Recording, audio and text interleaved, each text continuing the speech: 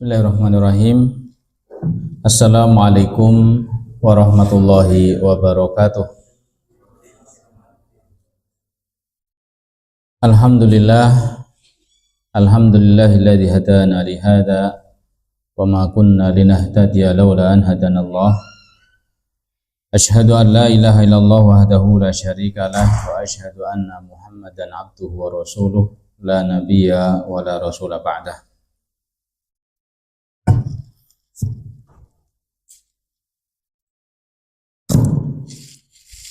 Balagha risalah wa adda amanah wa nasaha lil ummah wa kashafallahu bihil hummah wa tarakana 'alal mahajjatil bayda lailuha kanahariha la yazihu anha illa halik. Shalawatullah alaihi wa ala alihi wa ala ashabihi wa ala man sara ala nahjihi ila yaumil qiyamah. Yang terhormat Bapak Aribawa dan yang saya hormati para asatidz, karyawan PT Prabu Bima Tek dan juga adik-adik yang sedang magang, ya, tambah banyak ini yang magang. Alhamdulillah, kita bersyukur kepada Allah Subhanahu wa taala atas segala nikmat yang Allah limpahkan kepada kita. Tak lupa sholawat dan juga salam semoga selalu tercurah bagi junjungan kita Rasulullah Muhammad sallallahu alaihi wasallam.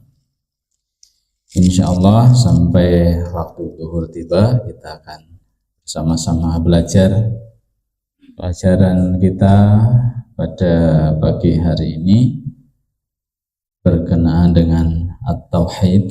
Kita akan belajar tentang la ilaha illallah sebagai hal yang sangat mendasar bagi setiap manusia, apalagi orang-orang yang telah mengikrarkan dirinya, mengakui Allah sebagai Tuhannya, Muhammad sebagai Rasulnya.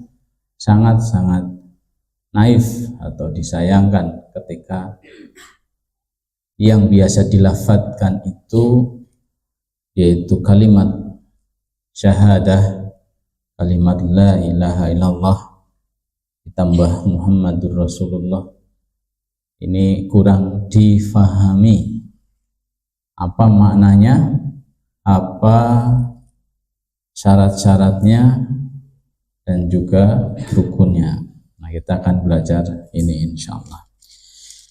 Ya, teman-teman sekalian, dalam rukun Islam disebutkan rukun Islam pertama adalah syahadat. Hafal semua ya rukun Islam ya. Karena beberapa video di YouTube itu suka ada yang iseng coba ngetes ini anak-anak sekolah ya, hafal nggak rukun Islam? Kamu agamanya apa? Islam. Coba sebutkan rukun Islam. Ternyata rukun Islam saja tidak bisa menyebutkan. Coba sebutkan rukun iman. Coba sebutkan butir-butir Pancasila. Ya, Pancasila juga tidak hafal. Yang terakhir kemarin saya lihat, coba MPR kepanjangan apa gitu ya. Anak sekolah ditanya MPR kepanjangan apa, tidak tahu gitu. Ya, nang sekolahan itu diwarai apa ya, saya nggak paham tuh. Ya, baik teman-teman sekalian yang dimuliakan Allah Subhanahu wa taala. Dalam rukun Islam yang pertama adalah syahadat. Syahadat di situ adalah ada yang menyebutkan istilahnya syahadat tauhid dan syahadat rasul ya. Syahadat tauhid yang dimaksud yang berbunyi la ilaha illallah atau asyhadu alla ilaha illallah. Kemudian syahadat rasul yang dimaksud adalah wa asyhadu anna Muhammadar Rasulullah atau wa asyhadu anna Muhammadan abduhu wa rasuluh. Ketika orang mengikrarkan ini, maka dia berarti muslim, masuk Islam. Itu kalau niat ya, kalau ada niatan. Ya bisa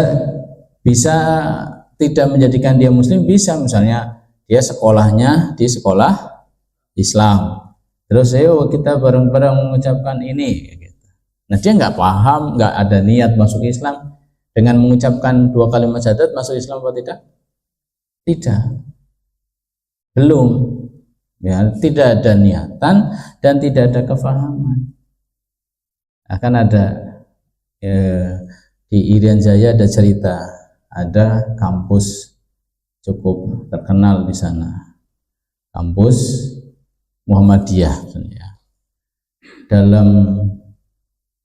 Dalam syair ya, syair Maras Muhammadiyah, di situ kan ada kalimat apa?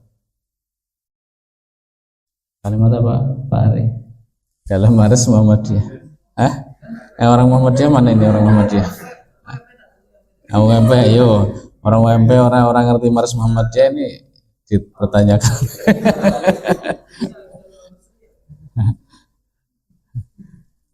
Nah, di situ kan sang surya telah bersinar syahadat melingkar, warna yang hijau bersedih membuat rela.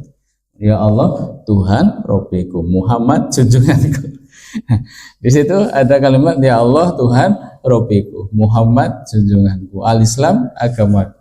Nah, ada sampai pada al-Islam agamaku.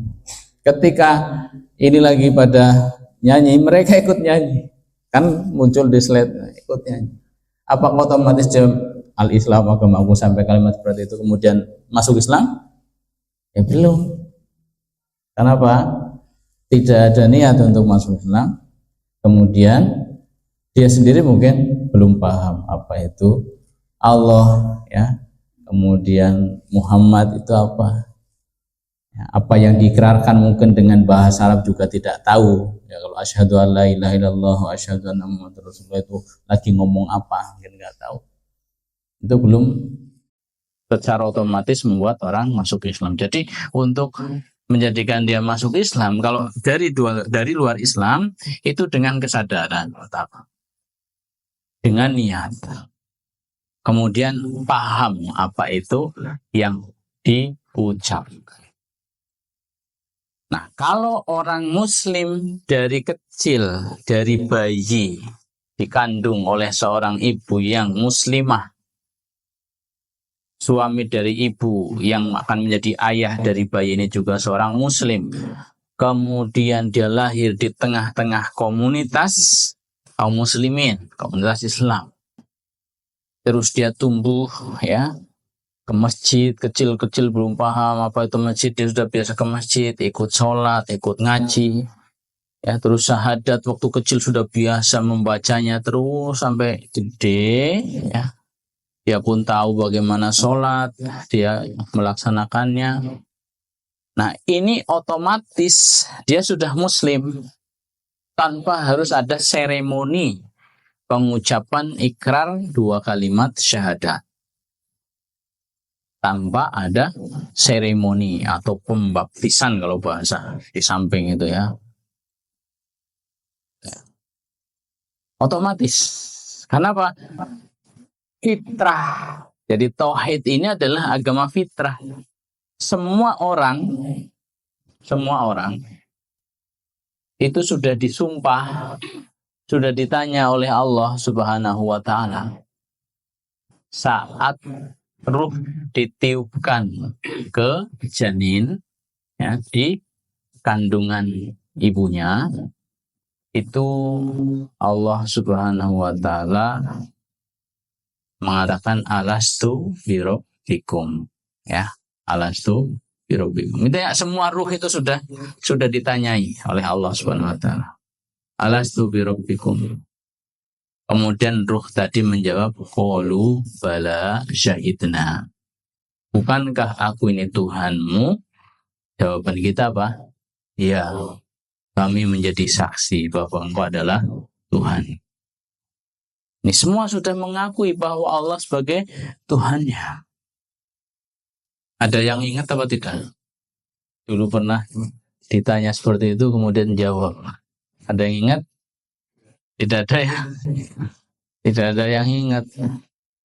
Dan kan di perut atau sebelum disatukan ya dengan janin, dengan raga.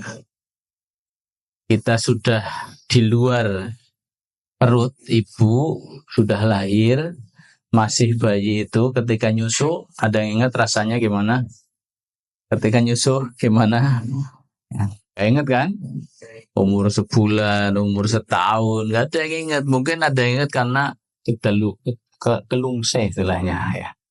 Jadi masa susuannya itu melampaui umur 3 tahun ya sih, gadil ya. Nah, mungkin kerasa itu gimana waktu nyusu. Yang jelas semuanya sudah berikrar seperti itu. Kalau umat Islam tadi lahir orang tuanya Muslim, ya, kemudian lahir di lingkungan Islam, sejak kecil sudah terbiasa dengan amalan-amalan Islam, tidak ada seremoni khusus untuk pengucapan syahadat, ya, otomatis dia Muslim.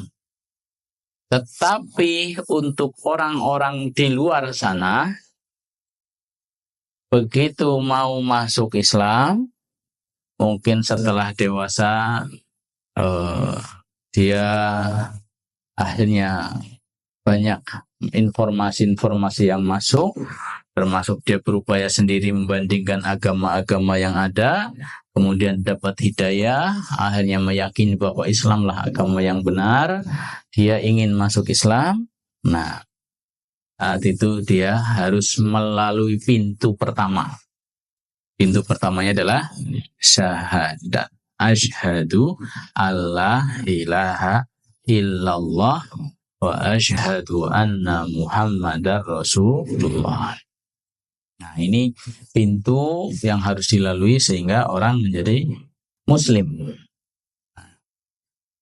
Agama dari zaman Adam alaihissalam, manusia pertama, ya. Dengan tidak boleh diragukan oleh pendapat atau teori bahwa manusia itu asal usulnya kera dari hewan. Itu adalah teori yang jelas-jelas salah. Itu teori dari akal manusia. Dan manusia itu juga bukan wong muslim, bukan wong bertauhid. Kita harus yakin, tidak boleh ragu dengan informasi dari Al-Quran. Ya, sebagai seorang muslim itu keyakinan terhadap Al-Quran itu mutlak, tidak bisa ditawar-tawar. Dan benar, ya, Al-Quran itu ya benar, mau didebat dari manapun benar ya. Tidak ada bukti-bukti bahwa Al-Quran itu pernah salah. Ada informasi dari Al-Quran yang salah, nggak ada. Ini menunjukkan kebenaran Al-Quran. Beda dengan kitab-kitab yang lain. Karena sebenarnya aslinya benar, tapi karena sudah dirubah-rubah, ya, jadi ada kesalahan-kesalahan, banyak sekali kesalahan-kesalahan. Nah, ini Al-Quran harus diimani secara mutlak. Nah, Al-Quran menginformasikan bahwa manusia pertama adalah siapa? Adam alaihissalam. Yang kita kenal Nabi Adam, ya. Dan Adam ini diciptakan langsung oleh Allah dengan kedua tangannya, bahannya dari tanah, diciptakan di surga, kemudian akhirnya diberi teman. Kalau Adam laki-laki, kemudian diciptakan makhluk manusia perempuan. Diambillah dari tulang rusuk Adam alaihissalam, kemudian dijadikan makhluk perempuan.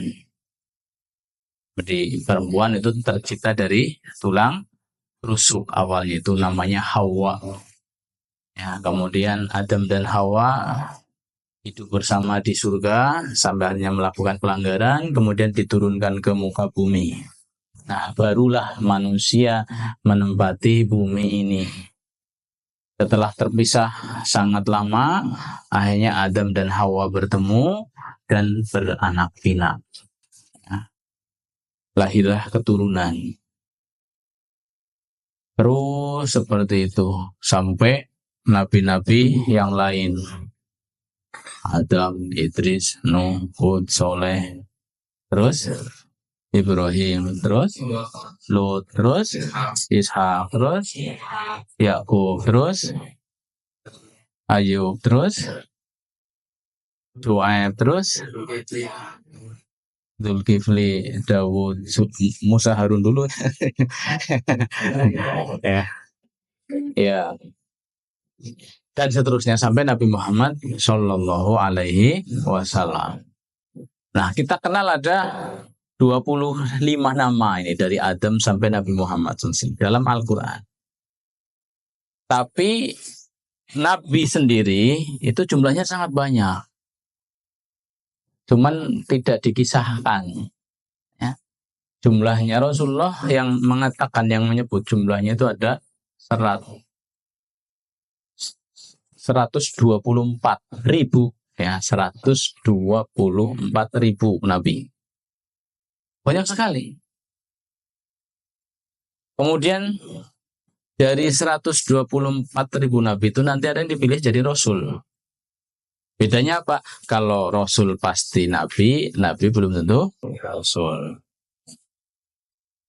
Contohnya Nabi adalah Yusha ibn Nun. Contohnya Rasul Musa alaihissalam. Musa alaihissalam dengan Yusha bin Nun itu hidup sezaman. Yusha bin Nun itu anak muda. Saat Musa menjadi Rasul, dia adalah muridnya Nabi Musa alaihissalam. Nabi Musa mendapatkan Taurat, kemudian Nabi Musa meninggal, dilanjutkan oleh Nabi Yusha. Pakai apa? Taurat juga. Ya, yang dijadikan pedoman adalah Taurat. Jadi Yusha tidak punya kitab sendiri, tapi memakai kitab Taurat. Ini Yusha, hanya sekedar Nabi. Musa alaihissalam adalah Rasul. Nah, dari 124.000 Nabi itu dipilihlah 313-an. Ya, ada mengatakan 313, 314, intinya kurang lebih seperti itu. Ini yang menjadi Rasul. Dan dari 313-an itu tidak semua kisahnya kita tahu. Ada 25 nama yang disebut dalam Al-Quran. Dan ada beberapa nama Nabi kita bisa mendapatkan dalam hadis ataupun dalam kitab-kitab sebelum Al-Quran, Israiliyat. Ada nama misalnya Nabi Syith, itu sebelum Nabi Idris. Ada nama Nabi Samuel, ya, setelah Nabi Musa alaihissalam. Kemudian Nabi Hazkiel, ya. Nabi Uzair misalnya, ya. Nah, ini ada nama-nama disebutkan dalam kitab suci terdahulu, tapi tidak disebut dalam Al-Quran. Yang disebut dalam Al-Quran ada 25. Dari 25 Rasul itu nanti ada 5 Rasul yang paling utama yang disebut dengan Ulul Azmi. Nabi Nuh, Nabi Ibrahim, Nabi Musa, Nabi Isa, Nabi Muhammad Sallallahu Alaihi Wasallam. Nah, dari sekian Nabi itu, yang paling mulia tentunya adalah Nabi kita Nabi Muhammad Sallallahu Alaihi Wasallam. Itulah Nabi terakhir. Tidak ada Nabi setelahnya. Beliau Rasul terakhir, tidak ada Rasul setelahnya. Ada mengatakan Nabi itu terakhir memang Nabi Muhammad, tapi Rasul terakhir masih ada. Sekarang itu banyak orang-orang pada nyeleneh-nyeleneh membuat aliran-aliran atau kepercayaan-kepercayaan, kemudian mereka pasarkan. Dan anehnya juga laku, gitu ya. Ada pengikut-pengikutnya. Yang sebenarnya nggak usah kita heran, karena ini sudah disampaikan oleh Nabi SAW. Nanti di akhir zaman akan muncul dajjalun, ya, para pendusta. Dajjaluna thalathun, ada 30 dajjal-dajjal pokok. Nah, nanti biangnya dajjal ada sendiri ya, Al-Masih ad-Dajjal. Ada nabi-nabi palsu disebutkan. Kita nggak usah heran, tinggal kita mau percaya apa tidak. Mau percaya berarti kita sedang merugikan diri kita sendiri. Muncul ajaran tidak usah ibadah, ya. Tidak usah sholat, tidak usah puasa, tidak usah. Ya, kalau orang Kristen mungkin ke gereja, tidak usah. Kalau orang Buddha ke vihara ya, Buddha ya. Ya, Hindu ke pura itu ya. Jadi nggak usah ibadah gitu. Terus apa? Yang penting baik, melakukan kebaikan. Karena kalau ibadah nanti kita capek, waktunya habis untuk apa istilahnya, untuk kepentingan sendiri saja. Kalau berbuat kebaikan ini kan dirasakan manfaat oleh orang. Jadi yang dicari apa? Nyantuni orang, kerja bakti, ya, paksa sana sini. Ini benar tidak? Ini muncul ya, yang seperti ini muncul. Benar apa tidak? Ya salah. Kenapa harus ada keseimbangan? Hablum minallah, hablum minannas. Ya, sehari kita sholat 5 waktu, apakah mengurangi waktu kita untuk berkreasi, untuk berkarya di muka bumi? Tidak. Ya, orang juga butuh istirahat kok. Butuh ketenangan secara individu. Nah, ketenangan kita akan dapatkan jika kita berduaan dengan Allah Subhanahu wa Ta'ala. Ini waktu-waktu sholat Allah sudah atur. Jadi jangan kerja tok. Gersang nanti kering, tidak seimbang. Ya. Ada nunzewu agama lain yang ibadah resminya sepekan cuma sekali, ya, itu mengkritisi, kamu sholat sehari 5 waktu, kamu keranjingan ngibadah. Kemarin di antara apa ya, videonya Marisa almarhumah ya, insya Allah ya. Kan ngomong seperti itu, saudara kan ada yang Belanda apa itu ya, Nasrani banyak. Ya, katanya Marisa ini keranjingan ibadah. Sehari 5 kali ibadah. Ya, nggak paham sekali ini. Teman-teman yang dimuliakan oleh Allah Subhanahu wa Ta'ala. Ini agama terakhir, agama Nabi Muhammad Sallallahu Alaihi Wasallam. Tidak ada agama lain. Tidak ada nabi lain. Tidak ada rasul lain. Nabi Muhammad Sallallahu Alaihi Wasallam diutus syariatnya untuk seluruh manusia. Bahkan bangsa jin. Artinya, dimanapun manusia berada, setelah datangnya Rasul terakhir, Rasulullah Muhammad Sallallahu Alaihi Wasallam, agamanya harus mengikuti agama yang disampaikan oleh Nabi Muhammad Sallallahu Alaihi Wasallam. Yang di Eropa, yang di Amerika, yang di Australia, yang di Asia, yang di mana lagi? Sudah semua ya. Benua kan ada 5. Afrika, Afrika tadi belum ya Afrika. Yang kulit hitam, yang kulit putih, bahasanya macam-macam ini itu. Tidak hanya untuk Arab, tapi untuk semuanya. Nah, memang Allah pilih munculnya di Arab. Nah, apakah harus muncul di Indonesia? Nanti orang Arab kenapa nggak muncul di Arab? Kan muncul ya otomatis di satu tempat, kan nggak mungkin di semua tempat gitu. Di satu tempat tapi untuk semua, kan kayak gitu. Nah, kalau yang dulu-dulu itu untuk kaumnya secara khusus, misalnya Bani Israel itu ya, dikhususkan untuk Bani Israel. Tapi kalau Nabi Muhammad SAW untuk seluruh manusia, jadi menghapus semua agama sebelumnya. Nah, sebelumnya kalau dari jalur nabi-nabi, agama dari Allah Subhanahu wa Ta'ala. Agamanya Nabi Musa, agamanya Nabi Isa, ajarannya Nabi Daud, ya kitab sucinya, ada Taurat, ada Zabur, ada Injil, semuanya dari Allah. Sama dengan Al-Quran dari Allah, bedanya apa? Itu untuk kaum tertentu, untuk masa tertentu. Nah, Al-Quran ini menyempurnakan semua ajaran samawi atau ajaran Allah ya sebelumnya. Dan Allah hanya mengakui sekarang inna dina indallahil Islam, bahwa agama yang diakui oleh Allah adalah agama Islam, agama Islam yang dibawa oleh Nabi terakhir, Nabi Muhammad Sallallahu Alaihi Wasallam. Wa may yabtaghi ghairal Islami dinan falan yuqbala minhu wa huwa fil akhirati minal khasirin. Siapa yang mencari agama selain daripada agama Islam yang dibawa oleh Nabi Muhammad Sallallahu Alaihi Wasallam, maka dia orang yang rugi. Tidak akan diterima agamanya. Ya.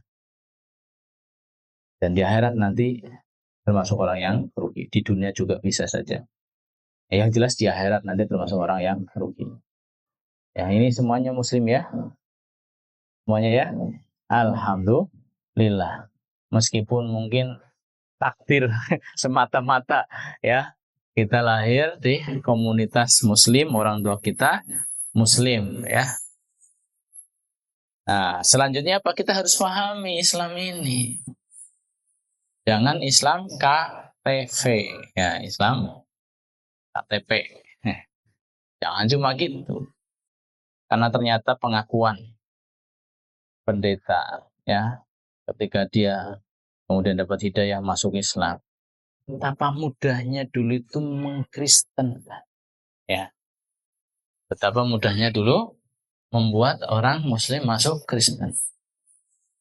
Bahkan dia seorang diri di komunitas yang mayoritas muslim ya, dia bisa berdiri tegak di situ tanpa diganggu ya, sambil melancarkan misinya mengkristenkan satu orang demi satu orang, satu keluarga demi satu keluarga. Bisa seorang diri di masyarakat muslim tidak diusir, tidak diapa-apain ya, malah kemudian dia bisa mengkristenkan ya, satu demi satu. Kenapa demikian? Ya, kenapa muslim-muslim ini begitu mudahnya dipindahkan keyakinannya, dipindahkan agamanya? Kenapa? Jawabannya satu, karena mereka Islamnya Islam KTV. Sebenarnya seolah-olah nggak beragama, seolah-olah nggak paham kok. Ini teman-teman yang dimuliakan oleh Allah Subhanahu wa taala. Kita harus bersyukur sekali, ya, harus bersyukur sekali. Ini sebelum kita sampai pada pembahasan syahadat ya. Kita harus betul-betul bersyukur sekali ketika kita menjadi manusia, apalagi kemudian menjadi manusia yang beriman. Nikmat yang paling besar adalah nikmatul iman,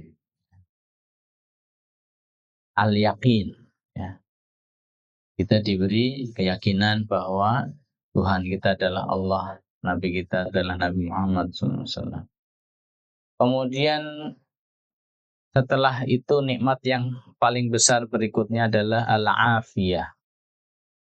Al-afiyah itu selamat, ya otomatis sehat berarti.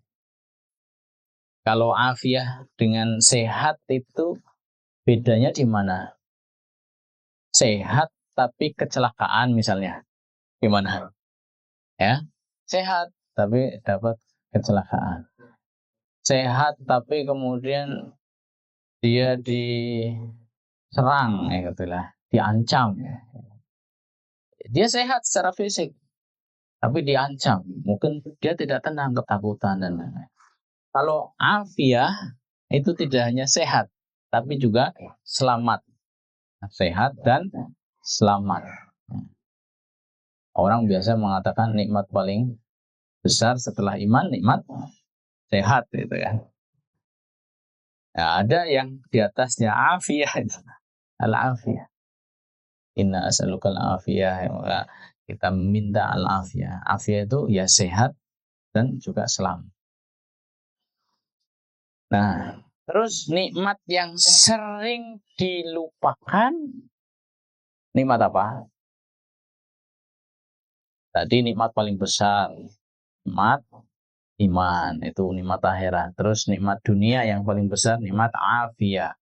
Terus nikmat yang sering kita lalai, ya tidak menyadari bahwa itu adalah nikmat apa? Nikmat sehat dan nikmat waktu luang. Kalau kita diberi waktu luang, sebenarnya kita bisa belajar, bisa ibadah, digunakan untuk santai-santai, untuk main-main. Ini nikmatani maghbunun fihimal kasirun minan nas, ya. Dua nikmat yang kebanyakan orang itu lalai, tidak menggunakan secara maksimal. Coba kalau waktu itu digunakan sebaik-baiknya secara maksimal, ya, kita akan mempunyai banyak, ya. Karena bisa belajar ini, belajar itu, mendapatkan ini, mendapatkan itu. Banyak orang menyia-nyiakan waktu. Ya. Ulama-ulama kita dulu betapa rakusnya mereka akan waktu. Sekiranya waktu bisa dibeli, mereka pun akan berani membelinya dengan berkarung-karung emas ibaratnya, kalau punya emas. Saking pahamnya apa itu waktu, betapa mahalnya waktu. Tapi orang-orang yang kurang, ya, berbobot, ya, dia menyanyiakan waktunya. Ya, seolah waktu itu tidak ada harganya. Itu seperti itu. Sampai ini kalau di gambaran para ulama, ya. Ada yang tidak punya waktu tidur khusus. Nah, tidurnya kapan? Pokoknya kalau lelah banget ya ngaso gitu. Imam Nawawi misalnya saat belajar, ya, keluar dari rumahnya untuk fokus belajar, mondok ibaratnya zaman siki. 2 tahun pertama itu nggak pernah tidur. Dalam arti tubuhnya telentang di lantai, nggak pernah. Tidurnya bagaimana? Tidurnya sambil begini, ya, atau bahkan sambil berdiri nyender ke tembok, ya. Jadi kayak ngantuk. Bahkan kakinya satu diangkat itu. Kenapa? Kalau 2 kaki itu nanti kelelepannya bisa lama, ya, kelelapnya bisa lama. Tapi kalau 1 kaki nanti begitu tidak seimbang sedikit, glek, mau jatuh kan, bangun, ya, belajar lagi sampai seperti itu. Ada yang makan saja disuapin, saudara yang nyuapin. Kenapa? Dia nulis terus, ya. Kan harus makan. Ada yang nyuapin. Ini rakusnya ulama-ulama kita terhadap waktu. Nah, ada 2 kenikmatan yang tadi banyak dilalaikan, disia-siakan. Waktu, yaitu kesempatan, kemudian sehat. Sehat tidak dimanfaatkan dengan baik-baiknya. Saya mau bertanya lagi, satu nikmat yang jarang disadari bahwa itu sebuah nikmat. Tadi nikmat paling tinggi, iman atau yakin. Terus al-afiyah berikutnya. Terus nikmat yang sering dilupakan, nikmat sehat, nikmat kesempatan. Sekarang saya bertanya, nikmat yang tidak disadari, ya, bahwa itu adalah sebuah nikmat. Apa? Jawabannya adalah nikmat sebagai manusia. Nah, kita tidak sadar bahwa terciptanya kita menjadi manusia itu adalah nikmat yang sangat besar. Kita sudah jadi manusia kan? Sementara di sana ada yang Allah ciptakan sebagai kambing. Itu kan terserah Allah kan, mau ciptakan ini jadi manusia, ini jadi kambing, ini jadi sapi, ini jadi batu, ini jadi pohon, ini jadi jin, ini jadi malaikat, ini jadi langit, jadi air. Terserah Allah. Kita nggak milih. Ya. Tapi Allah takdirkan kita jadi manusia. Ini nikmat yang sangat-sangat besar sekali. Jangan sampai kita sia-siakan ini. Di mana nikmatnya? Begini. Kita sekarang tahu kan bahwa hidup tidak hanya di dunia. Dulu ada alam arwah, kemudian naik alam kandung. Ditemukan ruh itu dengan janin. Kemudian lahir ke bumi. Alam dunia. Terus nanti kita akan mati, kita berpisah raga dengan ruh, ya. Kemudian pindah ke alam akhirat. Alam barzah dulu, ya, kemudian alam akhirat. Barzah akhirat ini intinya pasca kehidupan kita di dunia. Jadi hidup tidak hanya di dunia. Sekarang kita sedang ada di dunia. Kemarin kita ada di rahim ibu. Sebelumnya lagi arwah ini belum punya tempat. Nah, setelah ini kita akan mati. Kita sudah menyaksikan tetangga kita, saudara kita, mungkin ya, teman kita. Di mana mereka sekarang? Mereka dikubur. Mereka telah meninggalkan dunia ini. Di mana mereka sekarang? Di alam barzakh. Orang yang sudah mati saat ini ada di alam barzakh. Kemudian nanti semuanya akan mati. Dunia ini akan kiamat. Kemudian ada hari namanya hari kebangkitan. Maka dari situlah awal daripada hari akhir. Dibangkitkan, dikumpulkan di mahsyar. Kemudian dihisab, diinterogasi, disidang. Dikasih catatan rapot, ya, catatan amalnya. Kemudian nanti ditimbang mana yang lebih berat, pahalanya apa dosanya. Terus setelah itu masuk ujian, meniti sirat. Selamat apa tidak kita. Ya, kalau dosanya lebih banyak, pasti nggak selamat, terjatuh neraka.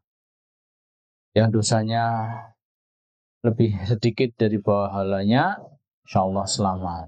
Nah, nanti pun selamat belum begitu selesai. Masih ada sisa-sisa sangkutan dengan makhluk apa tidak, diselesaikan dulu. Baru nanti bisa dia masuk ke dalam surga. Nah, akhirat adalah dari kebangkitan itu sampai surga atau neraka. Barzah dari kita mati sampai hari kebangkitan. Itu barzah. Di dunia dari kita lahir sampai kita meninggal dunia. Di mana di alam kandung itu, ya, di alam kandung itu kalau pertemuannya jasad dengan roh itu saat usia 4 bulan dari pembuahan. Ya. 4 bulan bertemu sel sperma dengan ovum, kemudian berbuah jadi janin, umur 4 bulan ruh ditiupkan. 9 bulan 10 hari dari masa pembuahan dilahirkan ke bumi. Ini semua akan dialami oleh kita manusia. Tidak ada yang bisa mangkir, tidak ada yang bisa mengelak. Udahlah, saya cukup di dunia saja, saya nggak mau akhirat, saya nggak mau surga, nggak neraka. Saya takut neraka daripada neraka. Udah nggak surga, nggak apa-apa. Pokoknya berhenti saja sampai di sini. Saya mengundurkan diri. Bisa? Tidak bisa. Ya. Tidak bisa mengundurkan diri. Ya. Sudah harus dijalani nih. Harus terus berjalan seperti itu. Nah, tadi ada yang dijadikan hewan, ada yang dijadikan manusia. Kenapa saya katakan bahwa ketika Allah takdirkan kita menjadi manusia, kita menjadi orang atau makhluk yang paling beruntung. Ya. Kenapa? Karena dengan demikian kita diberi kesempatan oleh Allah Subhanahu wa Ta'ala untuk hidup kekal selama-lamanya dalam kebahagiaan. Loh, kok seperti itu? Iya. Karena manusia kan nanti di surga. Kambing di mana kambing? Sudah selesai. Sapi di mana? Selesai. Tapi manusia nggak selesai, manusia kekal. Setelah di dunia ini, nanti di barzah, dibangkitkan lagi, nanti disiapkan sana surga. Dan kita di surga selama-lamanya. Selama-lamanya dalam keindahan, dalam kebaikan, dalam kenikmatan. Kenikmatan yang tiada tara, mala ainun ra'at wala udhunun sami'at wala khatar ala qalbi basyarin. Kenikmatan yang luar biasa nikmatnya. Kenikmatan yang belum pernah dilihat oleh mata, belum pernah didengar oleh telinga, dan tidak bisa dibayangkan karena saking indahnya. Membayangkan seindah apapun, surga jauh lebih indah. Kita melihat pemandangan seindah apapun, ya, surga lebih indah. Kita makan, kita minum seenak apapun, selezat apapun, surga lebih enak, lebih lezat. Kita mendengar suara seindah apapun, suara di surga lebih indah. Ini surga, tempat kita selama-lamanya. Ya. Syaratnya apa? Jadi manusia. Kalau kambing nggak bisa. Terus kalau langit, ya, kalau batu, ya tidak juga. Ini untuk manusia, u'iddat lil muttaqin. Disediakan untuk orang-orang yang bertakwa. Nah, surga itu. Dan kita sudah punya modal jadi manusia. Ya kan? Sudah. Kalau jin, bagaimana jin? Ya, jin insya Allah ada juga bagian surganya. Tapi pembahasan tentang itu kan kita tidak mendapat. Dalam Al-Quran adanya itu walaqad dzara'na li jahannama katsiran minal jinni wal ins. Ya. Aku jadikan neraka jahanam kebanyakan penghuninya adalah jin dan manusia. Oh, berarti manusia di neraka dong? Tidak. Kalau bertakwa, ya. Nah, kita kan manusia bertakwa tadi makanya. Seperti itu. Ini neraka. Kemudian malaikat di surga apa tidak? Malaikat itu malah ada yang di neraka. Iya apa tidak? Malaikat siapa? Malaikat Malik, malaikat Zabaniyah itu di neraka. Kenapa? Apakah mereka disiksa? Bukan, mereka bertugas. Jadi di akhirat masih ada malaikat-malaikat, tapi posisinya di situ bertugas, ya, dapat tugas. Sedangkan kita di akhirat untuk menikmati apa? Kenikmatan-kenikmatan yang Allah ciptakan, siapkan di surga. Apakah di surga ada malaikat-malaikat? Ada. Nah, malaikat-malaikat di surga itu untuk apa? Melayani kita. Ya. Mengucapkan salam, ahlan wa sahlan, silakan. Gitu ya. Salamun alaikum bima sabartum. Wa ni'ma uqbadar. Ya. Selamat buat kalian yang sabar-sabar waktu di dunia. Sabar, ya. Untuk sholat, untuk puasa, sabar menghindarkan diri dari kemaksiatan, sabar ketika ditimpa musibah, silakan sekarang masuk. Assalamualaikum bima sabar. Fa ni'ma uqbadar. Ini tempat yang sangat indah sebagai tempat terakhir untuk kalian. Jadi begitu teman-teman sekalian yang dimuliakan Allah Subhanahu wa taala, kita jadi manusia, kita diberi kesempatan untuk hidup kekal dalam kenikmatan. Ini tidak diberikan nikmat ini pada yang lainnya. Nah, sehingga kita harus bersyukur sekali, ya. Kita harus apa? Bersyukur sekali jadi manusia. Syaratnya sederhana, ya. Syaratnya sederhana. Mungkin ditanyakan, tapi kan banyak nanti yang hanya jatuh ke neraka.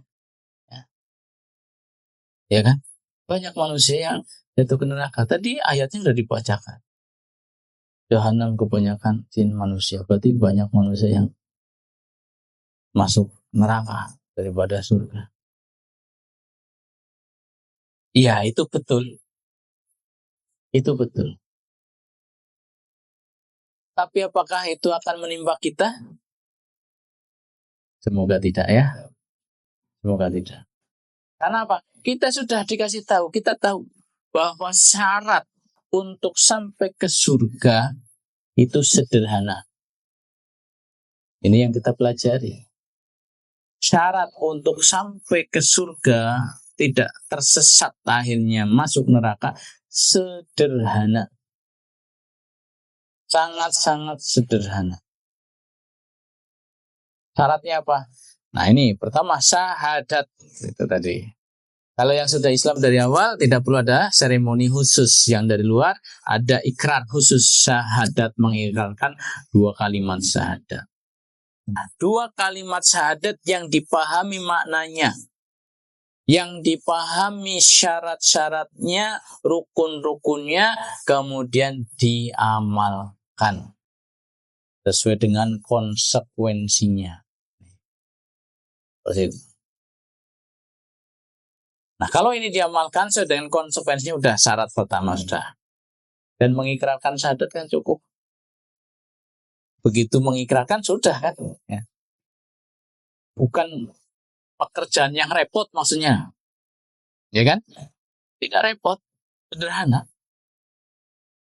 Terus, yang kedua, dia sholat. Sholat itu cuma 5 waktu. Subuh, duhur, asar, maghrib, isya. Udah.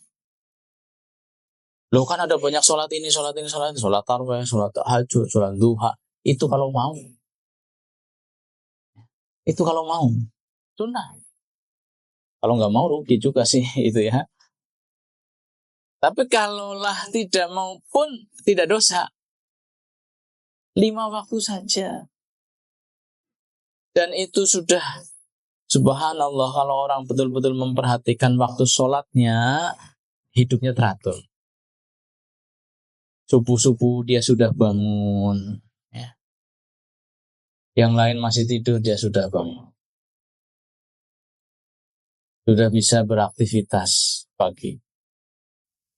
Kemudian nanti duhur kan memang waktu panas, istirahat lah. Dihentikan pekerjaannya, dia bisa sambil istirahat. Sholat itu kan nggak capek, cuman berdiri, berzikir, berdoa. Coba tadi habis di lapangan, orang-orang di kantor juga tak-tak ya, macam-macam harus mikir apa. Kemudian yang pekerjaan bangunan panas-panasan, dia melakukan ini itu. Begitu masuk masjid kan kayak ngaso itu. Ya. Nanti sedikit lagi masuk waktu asar, sedikit lagi masuk waktu maghrib, sedikit lagi masuk waktu isya. Dimanage antara maghrib dengan isya ngapain? Antara asar sampai maghrib ngapain?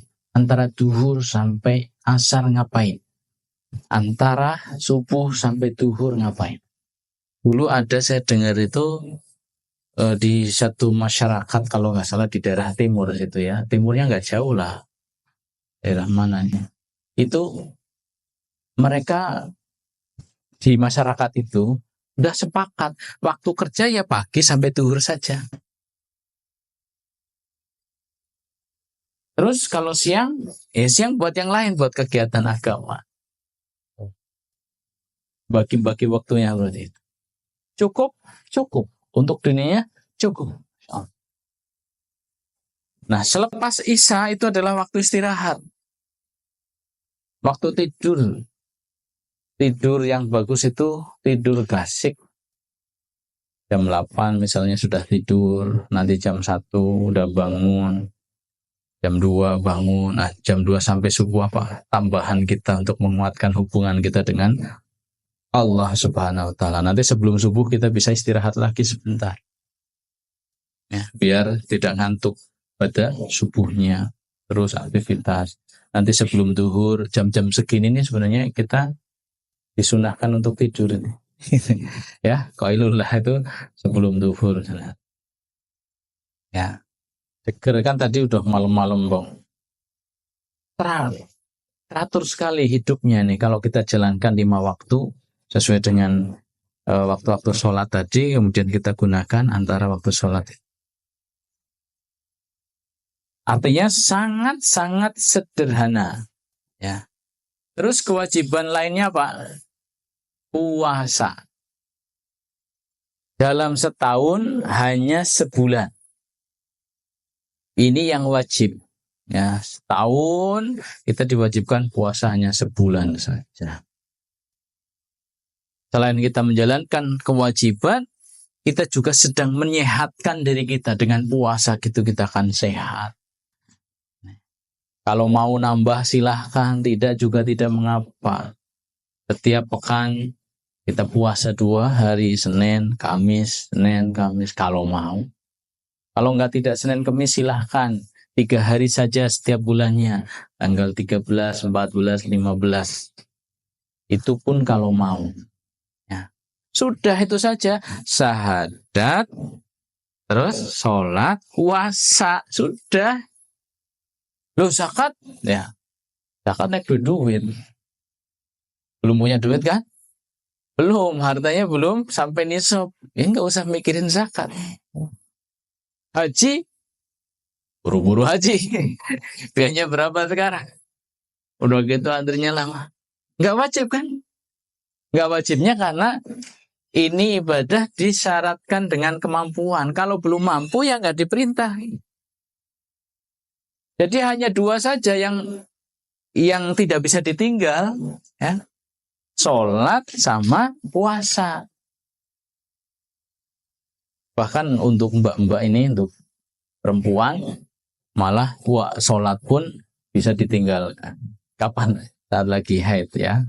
Itu nggak sholat kan. Kadang haidnya sampai 10 hari, bahkan ada yang setengah bulan. Ya, rata-rata kan sepekan. Itu nggak sholat. Nggak suruh ganti. Ini untuk mbak-mbak ya. Kalaulah sedang haid, itu bukan berarti los rem, ya. Misalnya turu ya segelemen dewek, ya tongi-tongi, misalnya lagi ora kerja sampai siang. Tidak. Ya. Waktu-waktu sholat tetap diperhatikan. Kan tidak boleh sholat. Tapi kalau sholat sendiri kan membangun hubungan kita dengan Allah Subhanahu wa taala. Kalau lagi haid kemudian kita seolah-olah lepas ya dari Allah, kan gersang sekali jiwanya. Jadi waktu-waktu sholat tetap diperhatikan. Ya, kalau lagi tidak haid sholat, kalau sedang haid yang paling tidak ingat, ya, ingat Allah Subhanahu wa taala. Atau kalau mau duduk misalnya menghadap kiblat, zikir, ya, menggantikan sholatnya, bagus sekali. Jadi tetap ada kontak dengan Allah Subhanahu wa taala. Gitu. Nah, cuma itu syahadat itu cukup sekali yang wajib dikerahkan bagi yang dari luar Islam. Kemudian yang harian istilahnya sholat. Tahunan puasa sudah. Zakat tidak wajib kecuali bagi yang mampu, haji tidak wajib kecuali yang mampu. Selebihnya apa? Selebihnya adalah meninggalkan larangan. Ya, meninggalkan larangan. Meninggalkan larangan ini, ya, meninggalkan larangan ini. Itu pun masih ada. Artinya saya terjatuh, saya menabrak larangan, saya dosa. Ada pintu untuk menghapus tobat, istighfar. Karena kita nggak mungkin tidak punya salah. Ya, pasti kita punya salah. Kita pasti punya dosa. Kullu bani Adam khata' wa warul khata'un tawabun. Ya, wa warul khata'inat tawabun. Semua kita pasti salah. Tapi setiap yang salah, asal dia mau tobat, maka jadi baik. Gitu. Enak kan? Jadi, kalau sampai orang tidak bisa kembali setelah mati, tahu jalan, ya, atau tersesat, akhirnya ke neraka, tidak bisa sampai ke surga, itu songong namanya, ya. Bodoh banget, goblok ini. Nah, itu. Bung, gampang banget kok, sederhana itu, ya, sederhana itu. Apa susahnya? Kita akan hidup nikmat selama-lamanya dengan kewajiban yang sangat-sangat sederhana. Oh, nggak mau.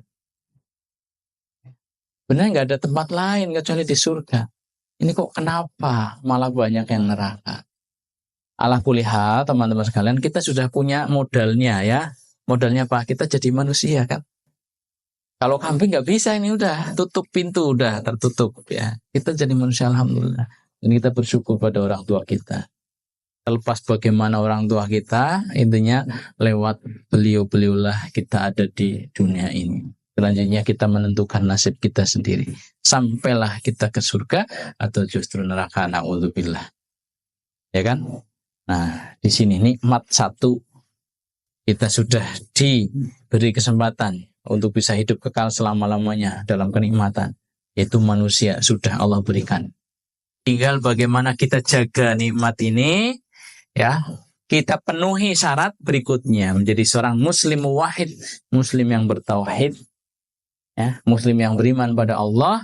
Kewajiban itu sedikit, yang ditambah meninggalkan larangan, insya Allah kita sampai, ya, meninggalkan dunia ini, kemudian kita pindah alam dalam kenikmatan barzah, kenikmatan akhirat di surga, insya Allah. Ya, itu dulu, ya, yang bisa kita bahas pada kesempatan pagi hari ini.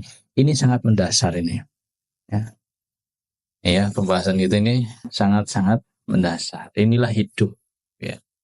Inilah hidup yang harus kita tahu petanya mau kemana dan apa yang seharusnya kita jalani. Gitu.